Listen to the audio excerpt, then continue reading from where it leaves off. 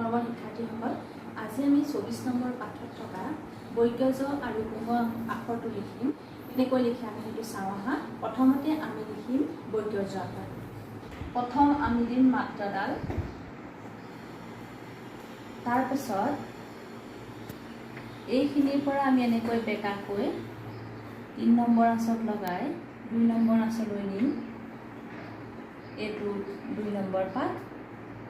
এই 2 নম্বৰ আঁচৰ পৰা আমি এনেকৈ 5 নম্বৰ আঁচলৈ আনিম। এইটো 3 নম্বৰ পাঠ। তাৰপাছতে আমি 2 নম্বৰ আঁচৰ অলপ ওপৰলৈ নিম। এইটো হৈছে 4 নম্বৰ পাঠ।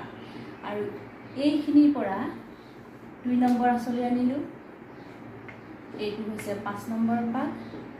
তাৰপিছত এনেকৈ আনিলোঁ। এইটো হৈছে 6 নম্বৰ পাঠ। এনেকৈ বৈজ্ঞজটো লিখা হয়। এতিয়া তোমালোকে মন কৰিবা, মূৰ্ধন্য ড-টো লিখোঁতে আমি এনেকৈ পোনকৈ লিখি 2 নম্বৰ আঁচত লগাইছিলোঁ, কিন্তু বৈজ্ঞজ লিখোঁতে আমি এনেকৈ বেকাকৈ এডাল আমি 2 নম্বৰ আঁচত লগাব লাগিব। উম আখৰটো কেনেকৈ লিখে চাওঁ আহা। কোনটো পাকত লিখে চাওঁ। প্ৰথমতে ইমানৰ পৰা আমি আৰম্ভ কৰিম। এনেকৈ আনিম। এইটো 1 নম্বৰ পাঠ। এনেকৈ আনি আমি এইখিনিত 1 নম্বৰ আঁচত লগাই এইখিনিলৈকে, এইটো 2 নম্বৰ। ইয়াৰ পৰা আমি এনেকৈ 3 নম্বৰ আঁচলৈ আনিম। এইখিনি 3 নম্বৰ। ইয়াৰ পৰা আমি এনেকৈ 2 নম্বৰ আঁচত লগাম। এইখিনি এনেকৈ আনিম। এইটো 4 নম্বৰ। আৰু ইয়াৰ পৰা এনেকৈ ওপৰলৈ 2 নম্বৰ আঁচৰ ওপৰলৈ লৈ যাম। এই দুখৰ 5 নম্বৰ আঁচ। অৰ্থাৎ ঙটো এনেদৰে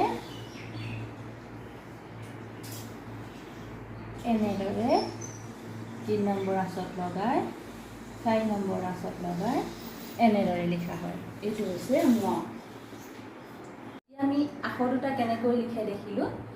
আমি লিখিম বৈজ্ঞ জ আৰু উঙৰে বানান। মাত্ৰাডাল নিলোঁ, 3 নম্বৰ আঁচলৈ আনিলোঁ, 2 নম্বৰ আঁচলৈ আনিলোঁ, 5 নম্বৰ আঁচত লগাই আকৌ 2 নম্বৰ আঁচৰ ওপৰলৈ নিলোঁ। এইডাল এনেদৰে 2 নম্বৰ আঁচত লগাই 5 নম্বৰ আঁচলৈ আনিলোঁ। এইটো হৈছে বৈজ্ঞ জ। এতিয়া বৈজ্ঞ জৰে আমি বানান লিখিম চোৱা, বা জ থকা বানান লিখিম। এটা হৈছে বৈজ্ঞ জ, এনেকৈ লিখিলোঁ। বৈজ্ঞ জ আকাৰে যা ৰ, জাৰ। আৰু এটা আমি বানান লিখিম চোৱা।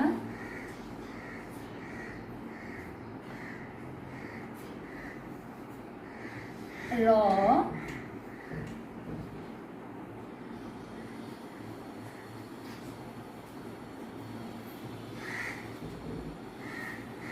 বৈজ্ঞ জৰ আকাৰে যা, ৰজা। বৈজ্ঞ জৰে জাৰ আৰু ৰজা লিখিম, মানে বৈজ্ঞ জ থকা বানান।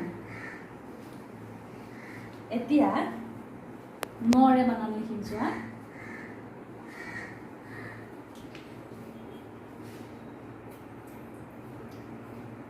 এনেকৈ এইটো ঙৰে ঙ থকা বানান আমি কি লিখিম?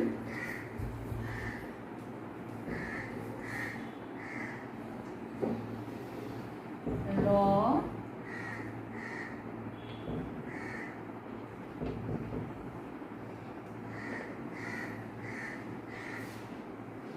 ঙত আকাৰে ঙা, আমি লিখিলোঁ ৰঙা। আৰু এটা লিখিম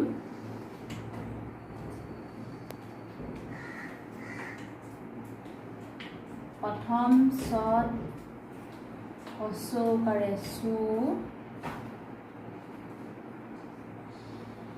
ঙত আকাৰে